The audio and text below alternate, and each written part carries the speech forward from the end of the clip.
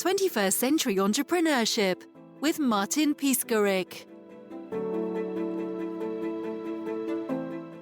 You know, when you write a book, they don't tell you that you're going to spend 3 years writing it and then 4 years talking about it. And you're like, no, I'm done with the book. I want to go to new ideas.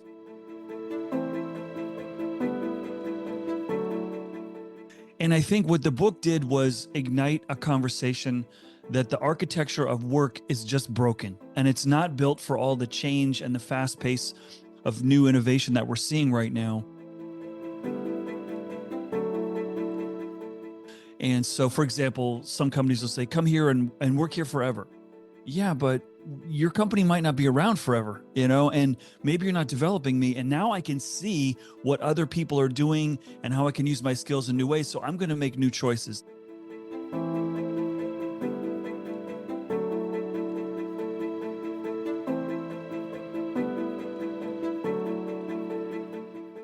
And that's interesting, you know, that I'm helping so many leaders around the world, particularly in Portugal and Spain right now, Canada, Mexico, South America, US, really trying to face like this really hard world of work right now where it's hard to find people, it's hard to keep people. And there's a simple knee-jerk reaction a lot of leaders make. Well, it's that young generation, you know, they're morally bankrupt, they're not, you know, creative. And I'm thinking, no, that's definitely not the reason, but it's an easy target for you. And what I think is there's a lot of other factors that go into that we can talk about.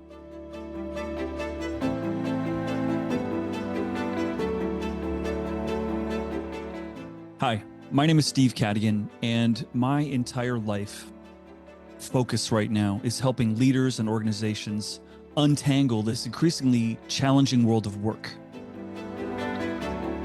And I've spent most of my life in many organizations around the world, lived and worked in 4 different countries, and I've never seen so many changes happen at the same time.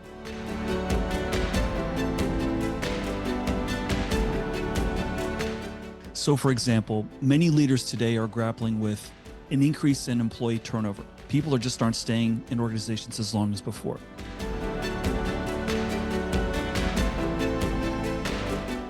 The rise in employee sort of disengagement. People are less excited about work than ever before.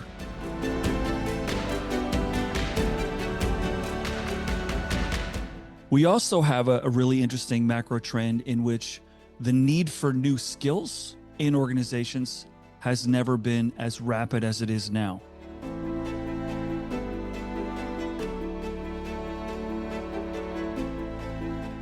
So we have a lot of new collisions happening. And you layer on top of that the fact that the world of career choices has never been bigger. I can see more today of where I can apply my skills, education, and experiences in more new places than ever before. Thanks to LinkedIn, Indeed, the internet, I can see how someone with my background, education, experiences in my life, how I can do so many things I never thought possible.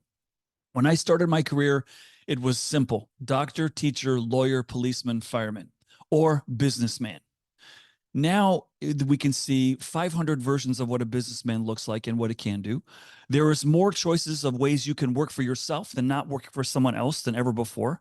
This podcast is another forum where people are earning a living just podcasting, or driving an Uber, or creating music content and selling it, or creating videos. And I create online training videos, for example, as a side business. That's a revenue stream for me.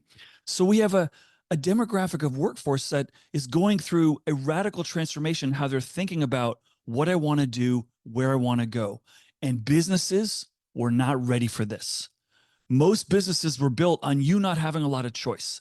You, the employee, you don't see all these possibilities. And that is causing big paralysis of concern. Now, the exciting thing here, Martin, is that, you know, my children, your children, the audience, the children of the audience have more choices of things to do professionally than ever before. And that's a beautiful thing. But as an owner of a business, that's a scary thing. I don't want my employees to see so many ways they can go work. And then there's a dark side to this too. And this is an area that I think is worthy of exploration, which is, if you ask any salesperson, is it easier to sell a customer 3 choices or 500? They'll always say 3 choices.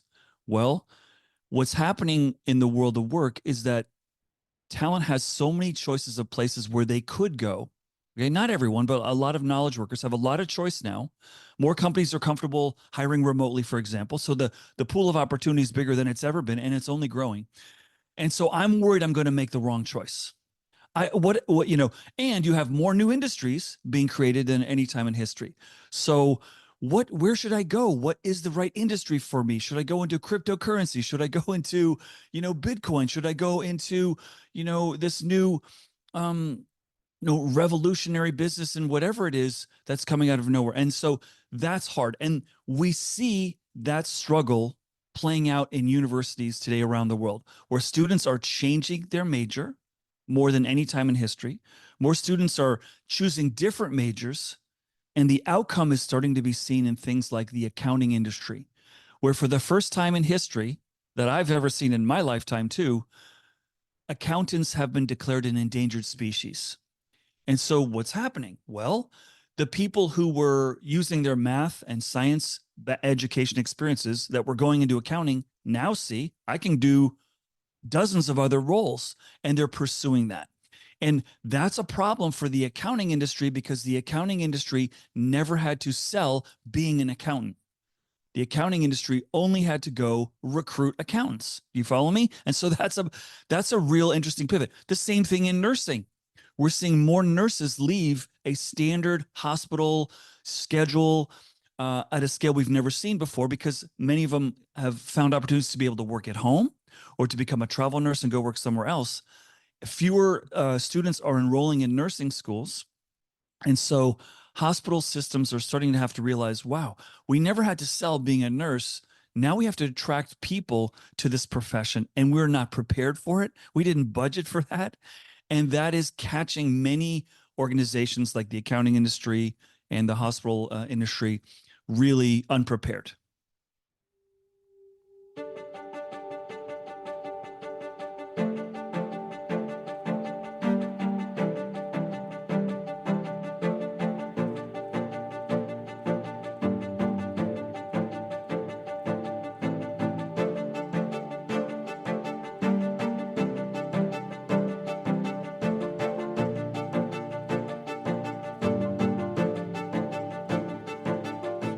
Let's start first with this notion of a more fluid workforce. And I think this is a big domain of concern for leaders. If I ask any leader today, what's your biggest concern? Well, I can't find people as fast as I used to find them. And when I do, they don't stay. So turnover's on the rise. And across every industry, across every geography of the world. So that's frustrating leaders, because most paradigms of a successful business included the teams that win are the teams that stay together longer. It's just a fundamental, phenomenon. However, if we look at, let's just start with technology. And I use Silicon Valley as an example. I live in Silicon Valley. It's a garden of, a laboratory. It's interesting. It's not a perfect world. And there's a lot broken, but we have more companies here that are creating more value, more innovation, more creativity, more new intellectual property. We have more higher market cap organizations here than any geography in the world. And we also have the highest turnover. That's interesting. We have more people changing jobs here. We joke in Silicon Valley that, a year and a half is the equivalent of 5 years of employment under old standards. And so what is happening that if we look at Microsoft, Airbnb, we take a look at Zoom, we take a look at organizations like Google, Apple, Facebook, Twitter, the median tenure in all those organizations, and Tesla's included in this, is less than 4 years. So you cannot argue that the prerequisite to be successful is long tenure. Now, why is this not a disability for these technology companies? I would argue there's several factors. Number one, the business is always changing. The businesses and products you make are always changing. So I always need new people and new ideas. In fact, it's a deterrent and a disability for me if I have people that have only built it a certain way. I need new ideas and I need new perspectives. And yes, is that a strain on teamwork? Sure it is. And we can talk about that too. But let's also take a look at if we have folks here who are familiar with North American sports, for example, college sports in the United States used to be that a student athlete would stay in the best schools for 4 years. Now, the best athletes stay for 1 year and then they go professional. And some who are phenomenal don't even go to college. They go right to professional if they're physically big enough to support them not getting hurt. And what we can learn from these universities that are playing the best sports in the world, let's just take like the Duke universities, the UCLA, the USC, like the top football, basketball schools, is they've had to rethink how they create value because their best talent only stays for 1 year. So what do? They teach a simpler offense and they teach a simpler defense because they don't have 3 years to make you great. They have to accelerate onboarding and accelerate team building really fast. And they have to do it in a way that can get someone productive really quickly. Okay. And so, and it's working. It's working. So you can't say it's not possible. Let's also take the automobile industry. This is my favorite example. And I'm using these industries, Martin, to give confidence, to give you confidence that people staying a long time is not the only way. There are other ways. Let's take a look at the most over benchmark company in the world today, which is Tesla. Okay. Tesla's market cap value is worth more than Ford, General Motors, Mercedes, BMW, Toyota, and Honda combined. They're worth more. Now, they're run by a crazy man who has 3 part-time jobs, and their median tenure is 2.5 years. They're worth more than a dozen companies combined who've been doing it for 100 years. Why? They're worth more, the investors believe, because they're not stuck in 100 years of process and practice and bureaucracy and governance and let's just say binary thinking, to the point that they completely missed out the electric car revolution. They missed it. So now they're playing catch up. So I would argue that in today's business world, having a more fluid workforce can be an advantage. And we're starting to see that play out. Now, in a hospital, do I want my surgical team to be changing out? No, I don't. I want my surgical team to be steady. So this isn't, I'm not giving you an idea or a hypothesis for every business, because if we're putting someone on the moon, I can't have people coming and going on the team because lives are on the line. But for a lot of businesses that are in the area where it's changing quickly, maybe we've overvalued tenure and undervalued new people with new ideas and new ways of solving problems. And that, I think, is a good start.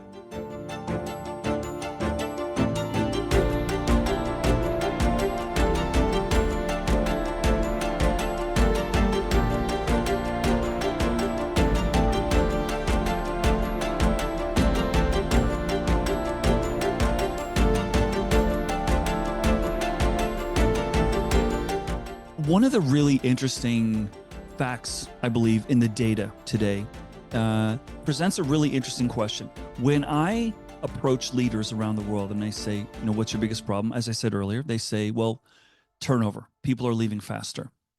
And I say, okay, well, we'll talk about in a second why people are leaving. Like, why are not people not staying a long time? But there's a bigger question than why. And this is the bigger question. And this is the one where I start to get leaders to move from acknowledgement to problem solving. And that is the question, do you think in the future people will stay in organizations longer? We're in a cycle where they're staying shorter and shorter. Do you think that will turn? Do you think it will return to people staying a career or their whole working life in 1 or 2 organizations? And when I ask that question, 100% of the answer is no. I do not think people in the future will stay longer. So I said, okay, so my next question is, so what are you doing if you accept that you believe people will not stay a long time? What are you doing about that? And most people, to be honest, right now are in the shock and awe and paralysis phase. Like, I don't know, because I've never seen this before. And that's why I like to give examples of businesses and organizations that have accepted that and said, how can we use this as an opportunity? And how can I see it differently than a disability? How can I see it as a potential advantage?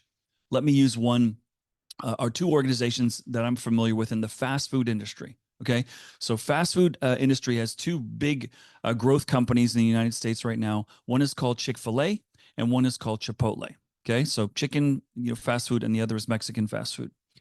What both companies say on their career website is they say, we know we're not your destination. We know you probably don't want to stay here a long time. We want to be the best part of your journey. We're fast food. We're a stepping stone for you to get somewhere else. So when you're here, we want to make those months or years great. And so you know what they do? They put pictures on their career website of alumni, of people who used to work there. And they're very honest about it. Like, we know we're fast food. We know we're probably not the place where everyone wants to be the rest of their career, but let's make this moment of your journey here enriching and full of new experiences. And that, I believe, is a great recruiting magnet for more people to come in, because they know when they leave, they'll be better. And that, I believe, gets to what I think the workforce is loyal to today. The workforce is less loyal to an organization and more loyal to learning. And in an era where the need for new skills has never been greater, in an era where universities are increasingly not able to prepare everyone with the most current technical skills because they don't know what they are. Witness AI wasn't even on the radar 5 years ago, and now it is the most important skill that many organizations say, oh, we need this. We need, I was laughing the other day with a friend because I saw an advertisement for a senior AI talent recruiter. I said, well, that person's going to be really not busy because there is no senior AI talent to recruit yet. But that is an interesting domain, which leads us to another really interesting and an important point. So if you're ready to embrace that people are not going to stay as long as they used to, it's time to start taking steps, such as the Chipotles and the Chick-fil-A's, and build to expect it. If you're a listener and you have someone who leaves your organization after 2 or 3 years, and they're the only person that knows how to do what they do, and you say, oh no, Susan's leaving, she's the only person that knows our ERP or our special process, well, that's on you, because of course she's going to go. She has lots of choices. And so what have you done to archive her knowledge? What have you done to have other people train with her? Let me give you another example of a company. This is a European company that's done something really interesting to build what I call sort of an insurance policy for high turnover. Spotify, which is a very successful streaming business. When you can build a business and compete against Apple, the monster, successfully, good for you. And so what Spotify's CEO Daniel Ek did a number of years ago, this is pre-pandemic even, he looked at his people and practices and he said, my biggest problem is my young talent is leaving quickly. And what can I do about that? Can I stop the young people from leaving? And his answer was, no, I can't stop the young people from leaving. And they're not leaving because we're not a good company. They're not leaving because we don't treat them well or have a good culture or we don't pay them well. They're leaving because they have more choice. So what he did was required that you have to switch jobs at Spotify every 2 years. You cannot be in the same job more than 2 years. And so what he's doing is he's designing in knowledge sharing. So if Susan leaves, but Roberto did Susan's job last year, then Roberto can help us until we replace Susan. You see? And that, now, not every business can do that. Spotify can't, because they don't have hundreds of PhD, deep domain expertise roles. And then they found something really interesting, that it turns out that cognitive science, and I'm increasingly studying this now because I'm writing a new book about this, cognitive science is showing us that your brain is most stimulated and you're most likely to create and innovate when you're tackling something new, not doing the same thing again and again and again. Your brain gets soft. You get into sort of robot mode. And when you're doing something new, you get more innovation. And I love to talk about this, back to Silicon Valley.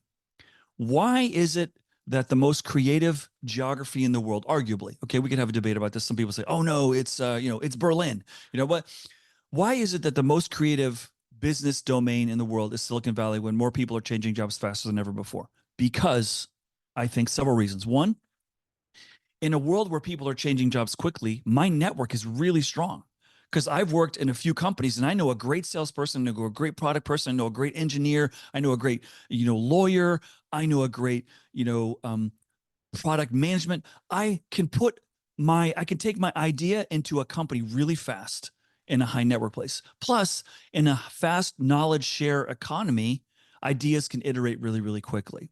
So I'm not here, Martin, to sell. I'm so excited that people are changing jobs quickly. I'm not. I recognize how hard that is because many of us built our whole model of how we recruit, how we pay, how we record, how we, reward, retirement dollars. It's all around tenure. So we've not built enough models and architecture to feel satisfied and comfortable with this high degree of turnover. And what an interesting conversation I've had that started in the pandemic and has followed the pandemic is I'll go to a leader and say, how's your business? And they'll say, oh, it's so hard. It's been really rough. People are leaving. It's hard to hire really good talent. It's hard to find the talent. I said, well, how's your revenue? And they said, oh, we just had 3 of the best years we've ever had. And I said, that's interesting. Why didn't you say first, things are great because revenue's up? Or why didn't you say, we've learned even when people are leaving quickly, we're able to grow revenue? You didn't say that because that's not how we've measured business success and job satisfaction or company satisfaction. And so that's why, one of the things that I spend a lot of time doing right now is let's come up with new measures of what a quality organization looks like in a higher fluid environment.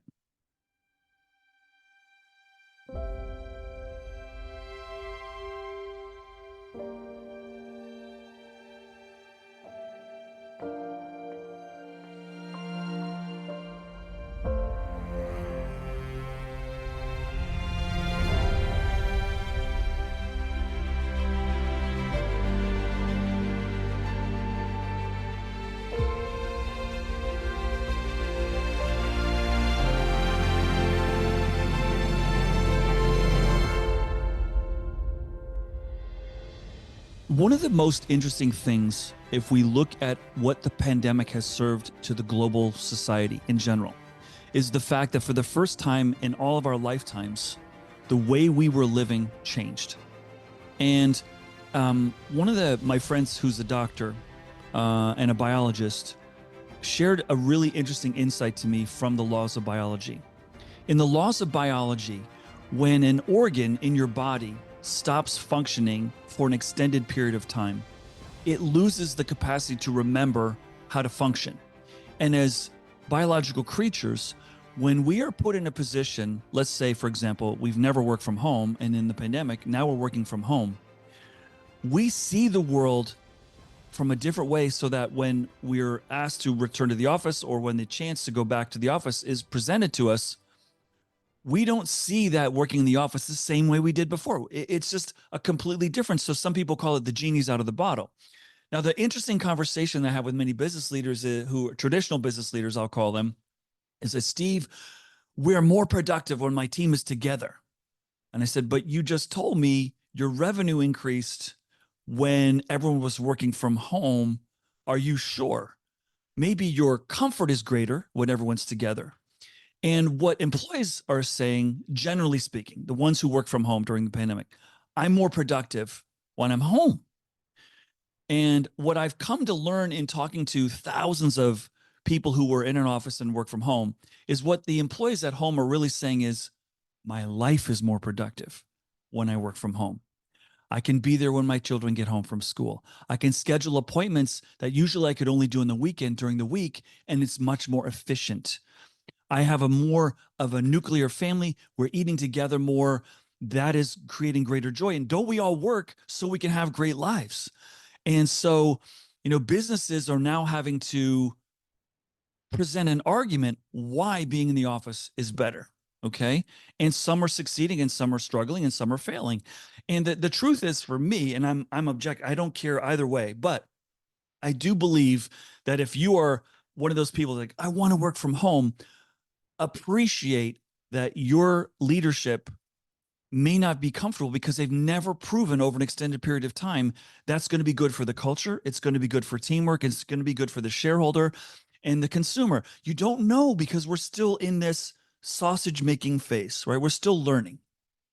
And that gets to, generally speaking, Martin, what is so hard about business right now. Whenever in the past we face something new, right? Like let's say, we were talking off air about, Croatia and some of the challenges it's faced traditionally in terms of evolving its economy. Okay. What you do in those situations, say, well, what have other countries done or what have other companies done in this situation? Well, when we look around at the world, there was no pandemic we could go benchmark to before. We've never faced a moment in time where the entire workforce had to stop doing what they were doing and kids had to go home from school. We've never faced that before. Teachers have never had to teach on Zoom before. We've never faced that. And now we have this new artificial intelligence that's greater than any kind of technology impact that's ever been presented to business leaders.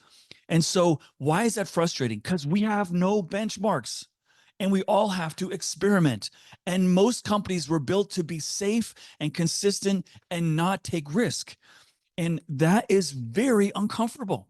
And so I think the winners today are the people like the Teslas of the world or the Airbnbs. Like, we're going to try a different model, or companies that ask me, Steve, should my people be in the office? Should they be at home, or should they be hybrid? And my answer is yes. And they say, no, no, no. Which one? And I said, yes. And they go, oh, all of them. I go, yes, you don't know. You have to learn. And I think you have an advantage if your employees see that you're not just going to say, this is the rule because. You're going to say, well, we don't know what's best for you. We don't know what's best for us. We don't know what's best for the consumers, our board of directors, our shareholders. So we are going to try and we're going to learn and we're going to make some mistakes and we're going to get smarter. And the reason I love working with technology companies is because in a software company, for example, the biggest part of your population are software engineers, and they're all about testing. Let's try this. Let's try this. What works? Okay, let's do this. And when you can take that mindset and apply it to culture, apply it to the architecture of work, then I think it becomes more meaningful. And these notions are really what led me to write my book, Work Quake, which I published. By the way, I finished the book in the middle of the pandemic, and I thought, oh my gosh, I had almost finished it before the pandemic, and I was editing, and the pandemic starts. I'm like, I can't publish a book on the future work that has no reference to the pandemic. And I said, but there's a problem. I've been working on this 2 years already, and I don't want to work on it 2 more years. And I don't know how long the pandemic is going to be impacting the world of work. So I had to take some risk, and I had to take some guesses. And I'm very proud or very lucky to say every one of my predictions has come true around what is going to happen. And this high turnover didn't come because of the pandemic. It was already trending this way because the universe of choice grew, not because of the pandemic. But the whole psychology of the workforce, people seeing their lives differently. I don't want to commute long anymore. I don't want to work in an office anymore. That whole impact has been massive, and it's still playing out. We are not through it yet. But that's what I was trying to do with my book, Workquake, which is present two distinct opportunities. One, the first part of the book is for employees, how to think differently about your career, how to think differently about learning and growth, and what organizations are ideal for you to choose in an economy that's changing quickly. And the second part is organizations. And one of the key points that I make for organizations is, we've been talking about, and over my career, I've been paid bonuses about keeping the people in, retain your people, because we believe they stay longer, we're going to be more effective. And now what we're finding is that the best performing organizations are not the ones that are trying to, keep everyone, but they're ones that are keeping the relationship even after the person leaves. Because if someone's going to go, let's be friends, let's stay in touch. And that is such a missed opportunity. When I go to hospitals around the world, or I go to schools around the world, and they're seeing high turnover of teachers, high turnover of nurses, I say, well, what are the people who left? Are you talking to them? And they say, no, they left us, and they talk to me like it was a divorce. Like, you don't think I'm sexy? Well, then you're not sexy. I don't like you because you quit. And you can't think about that in a much more open world. You have to really shift your thinking to, I need to care more about my people than just when they work for me. I need to care about them for the entirety of their careers, Because in a world where, here's an important point, in a world where more people are leaving your organization than ever, you have more ex-employees than you've ever had. And that is a pool that deserves your curation. It deserves your attention.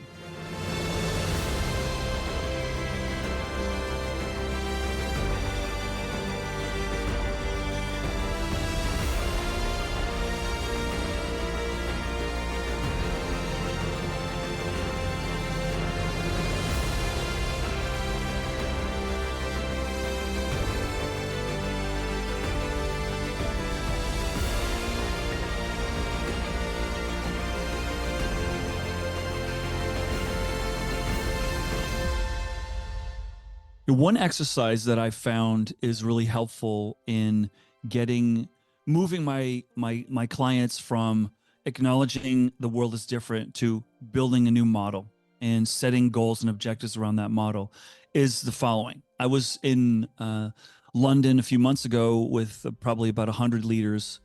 And the biggest problem there was there was almost anger around this problem was people are not staying as long as anymore. And the first reason that they wanted to explore was that young generation, they're just disloyal and they don't care. And so we did an exercise and it went something like this. And I would encourage you to do this with your teams, do this with your leadership teams. I went to them and I said, okay, we're going to do an exercise. I broke them into small groups and I said, a law has just been passed in the UK. Okay. Parliament has just passed a law that says you cannot work in a company more than 3 years. It is forbidden. Okay. What are you going to do in your business tomorrow? And so you need to build a plan. You need to build a strategy. How are you going to do? Because now it's not a choice. Now it's the law. And so it was amazing to see them move from resistance and denial and anger and pain and stress and anxiety to action. Because now we can't fight it. It's the law. So I thought maybe one table would say, we're going to hire lawyers and we're going to fight the law. But no, they didn't do that. They said, okay, we are going to always be recruiting.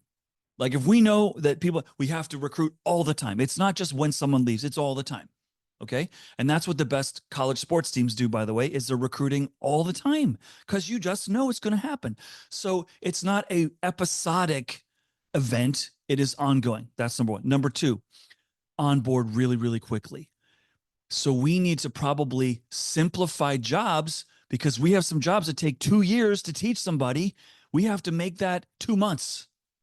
So, and if we can't do that, we need to change the job because we don't have 2 years to invest in training and then only 1 year of delivery, right? So that is re-engineer jobs. Now, this is where the resistance flags come up because most budgets, most financial plans were built for a different model, okay? And so we need, we may need some more people. We may need to change the roles and responsibilities because we need people to move from new to delivering value much quicker.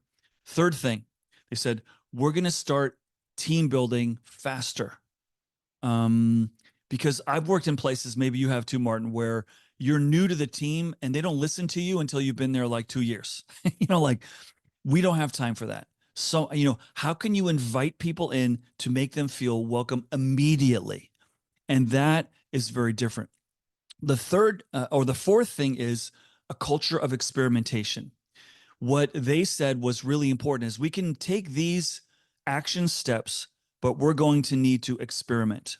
And I think one of the coolest experience we're seeing right now and opening up the door to AI in our conversation is the biggest retailer in the United States right now is Walmart.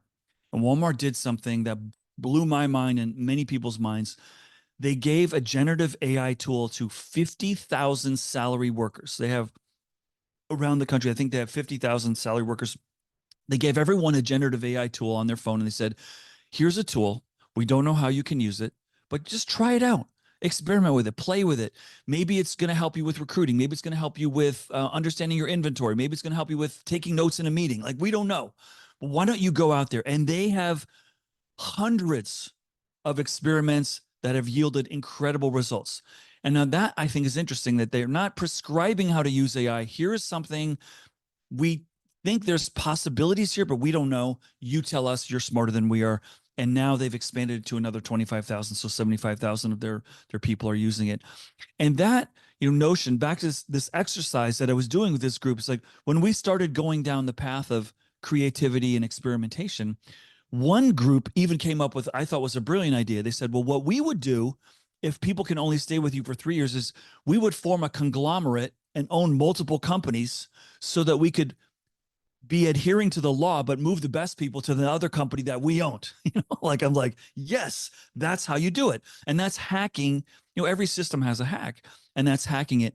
And now, we were moving from, feeling defensive and anxious and angry to excited. And what I asked them to do, and what I ask your listeners to do, is look at this challenge as an opportunity for us to create and innovate, and I think we've been given a gift here to build a better model of work. It's why I wrote my book, Workquake, because we have the opportunity of a lifetime. We're all seeing the world differently. Let's not go back to the way we were doing things.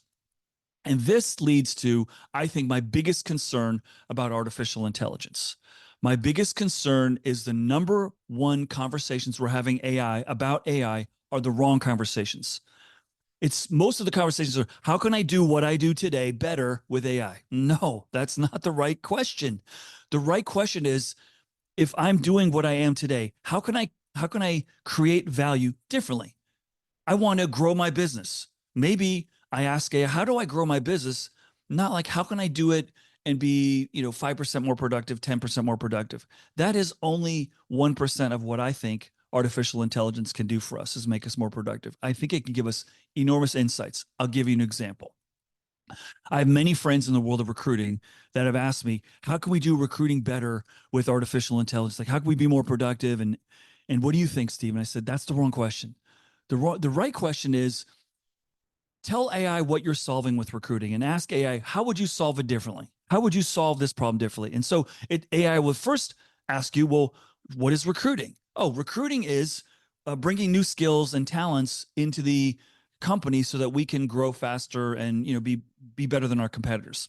And then AI might say, well, what are all the skills and abilities that you have in the company? And then you go, oh, we don't know all the skills and abilities of all our people. Oh my gosh, that's a untapped perspective we didn't think about. And that's the big problem that I think most organizations are making, is they think the problem today is a recruiting problem. And I think the bigger problem is a skills awareness problem. And AI is an agent to help us recognize that and be more mindful of it, and that's where I get to around this conversation with AI. Is I really think that we're on a frontier that's a bigger cultural challenge than a technical challenge. Like, this is very scary for people because they're threatened by AI. And that's an unfortunate narrative that most companies or if you look in the media, it's all about job loss. AI is going to lead to millions of jobs getting lost. Well, that is just a depressing conversation. Why are we talking about that? Why don't we talk about how amazingly more interesting and impactful jobs can be with AI?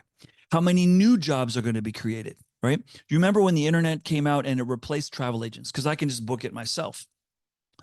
We talked about, oh, those poor travel agents. We didn't talk about the 10 times more new jobs that were created around travel and websites and travel booking and all kinds of new careers and new industries. We talked about, and the rub is the travel agents didn't get those jobs, and so that's sort of where we are with AI. Is it is not something we've ever seen before. We don't know how to use it. Usually it's technology plug and play, and that's why I love the example of Walmart. They're saying, hey, here's this thing. We really don't know what the opportunity is, but we think it's great. You go play around with it and you tell us. And that's coming from a very, very conservative, mindset company, delivering, shocking value. And that just, when you do that to people, I think it frees them and gets them more excited about what's possible and what's there. But this truly is a moment where, if you're using, here's last point on AI, and then we can change the thread of the conversation. If your first application of AI is to eliminate people in your company, eliminate jobs, how is that? Just play that out a little bit. How is that going to go? Is it going to be easier for you to recruit? Oh yeah, I want to go for the company that's saving money by cutting jobs with AI. Really? That's not a company that I want to go to. I want to go to a company that's, using AI so I can solve really interesting problems and have a really, really impactful career. That's where I want to go to. But that's what we're seeing. The first use cases are, oh, look, we cut 400 customer service jobs. Really? That's what you're celebrating?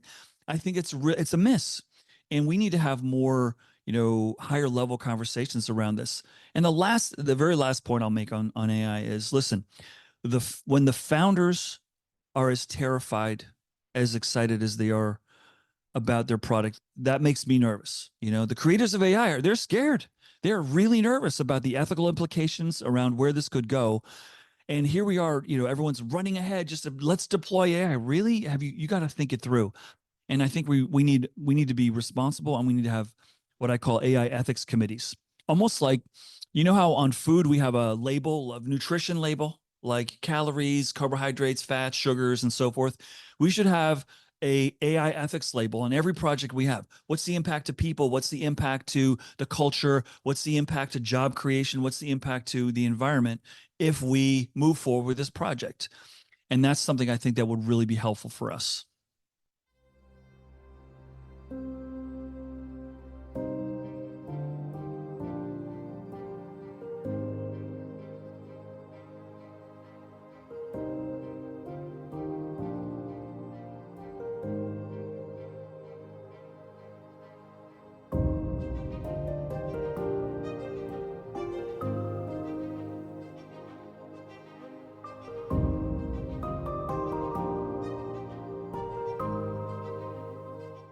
One of the things that's very exciting for me that I learned over the course of my career is building a culture is so much more exciting and challenging and fun, and a little bit easier than changing a culture.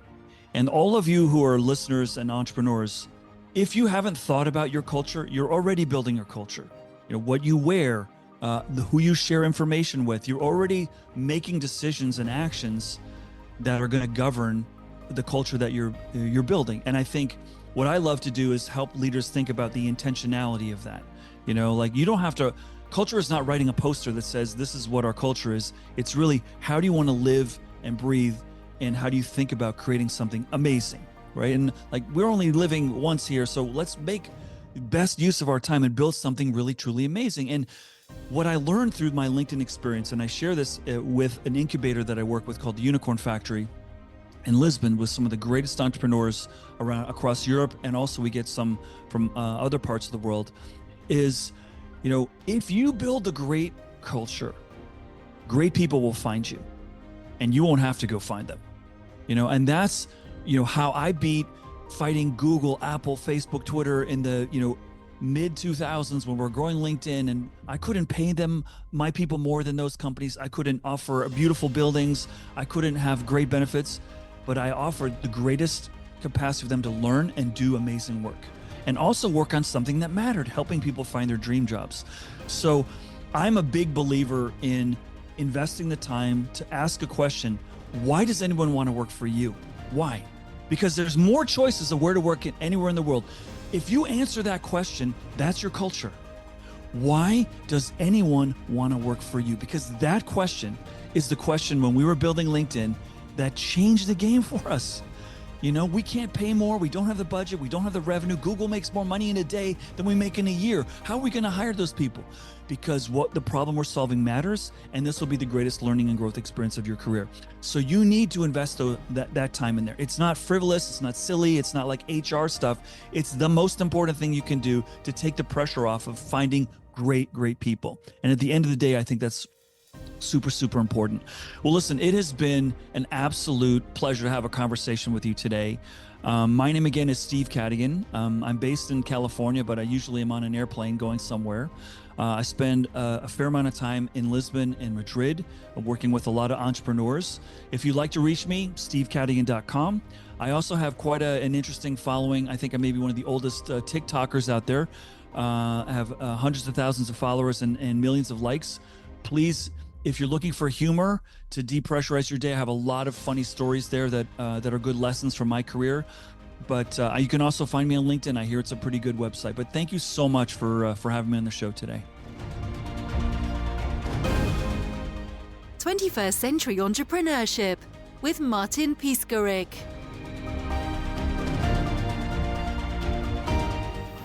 Imagine a space where triumphs, trials, and tales of entrepreneurship come alive. Welcome to the 21st Century Entrepreneurship Podcast, a gold awarded journey hosted by Martin Piskorik, connecting with listeners in 95 countries and ranking in the top 0.5% of all podcasts. Join our exclusive community, elevate your perspective, and embark on the path to success.